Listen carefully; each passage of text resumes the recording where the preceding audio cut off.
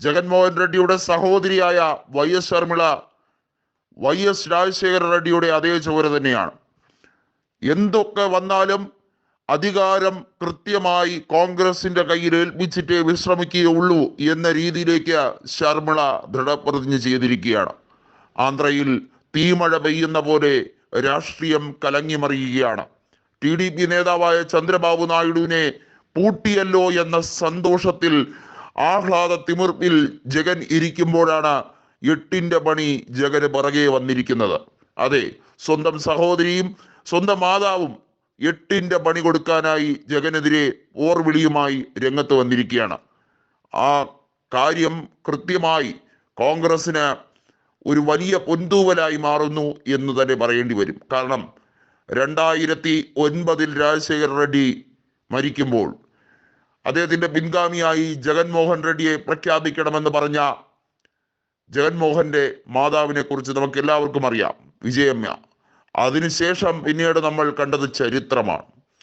ആന്ധ്രയുടെ വിഭജനത്തിന് ശേഷം TDP ആണ് അധികാരത്തിൽ ആന്ധ്രയിൽ വന്നതെങ്കിലും 5 കൊല്ലം കഴിഞ്ഞതിന് ശേഷം ജഗൻമോഹൻ റെഡ്ഡിയാണ് അധികാരത്തിലേക്ക് വന്നത്. 175-ൽ 151 സീറ്റുകൾ നേടിയാണ് YSR കോൺഗ്രസ് കഴിഞ്ഞ തവണ അധികാരത്തിലേക്ക് വന്നത്. ഇക്കുറിയും തുടർ വിജയം, അത്ര തന്നെ മുന്നേറ്റം ഒക്കെ നടത്താൻ കഴിയുമോ എന്ന സംശയമുണ്ടെങ്കിലും അധികാരം നിലനിർത്താനുള്ള സീറ്റുകൾ കിട്ടും എന്ന പ്രതീക്ഷയിലാണ് ജഗൻമോഹൻ റെഡ്ഡി. പക്ഷേ ജഗന് കടമ്പകളേറെ കടക്കേണ്ടതുണ്ട്. എതിര് നിൽക്കുന്നത് TDP മാത്രമല്ല, കോൺഗ്രസ് കൂടിയാണ് എന്നുള്ളത് ആവർത്തിച്ചു പറയുകയാണ്. ഒന്നുമില്ലായ്മയിൽ നിന്നും എല്ലാം നേടിയെടുത്ത സംസ്ഥാനം കോൺഗ്രസിനുണ്ട്, തെലങ്കാന.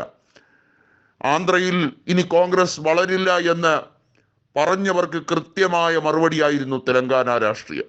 കഴിഞ്ഞ ലോക്സഭാ തെരഞ്ഞെടുപ്പിൽ വെറും 2 സീറ്റ് മാത്രമാണ് തെലങ്കാനയിൽ നിന്ന് കോൺഗ്രസ് നേടിയത്. BJPക്ക് പോലും 4 ലോക്സഭാ സീറ്റുകൾ നേടാൻ കഴിഞ്ഞു. പക്ഷേ നിയമസഭാ തെരഞ്ഞെടുപ്പ് വന്നപ്പോൾ തെലങ്കാനയിൽ കോൺഗ്രസ് വെന്നിക്കൊടി പാറിക്കുകയാണ് ചെയ്തത്. അത് കോൺഗ്രസ് പ്രവർത്തകരെ അക്ഷരാർത്ഥത്തിൽ വലിയ രീതിയിൽ ആഹ്ലാദ തുമർപ്പിലേക്ക് എത്തിച്ചിരിക്കുകയാണ്.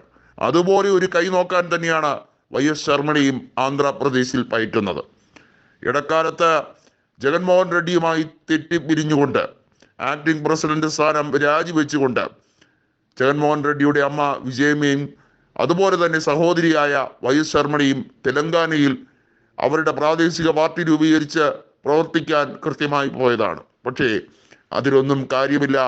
തട്ടകം ആന്ധ്രാപ്രദേശ് തന്നെയാണെന്ന് തിരിച്ചറിവ് വന്ന് മനസ്സിലാക്കിക്കൊണ്ട് തന്നെയാണ് YS ശർമിള വീണ്ടും ആന്ധ്രയുടെ മണ്ണിൽ കാലുകുത്തി അവിടുത്തെ പ്രവർത്തകർക്ക് വേണ്ടി ശക്തമായി ആഞ്ഞടിക്കുന്നത്.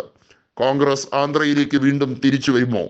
വീണ്ടും കോൺഗ്രസിന്റെ പ്രതാപകാലം തെലങ്കാനയിൽ പോലെ ആന്ധ്രയിലും അടിക്കുമോ? അതാണ് എല്ലാവരും കാത്തിരുന്ന് കാണേണ്ടത്.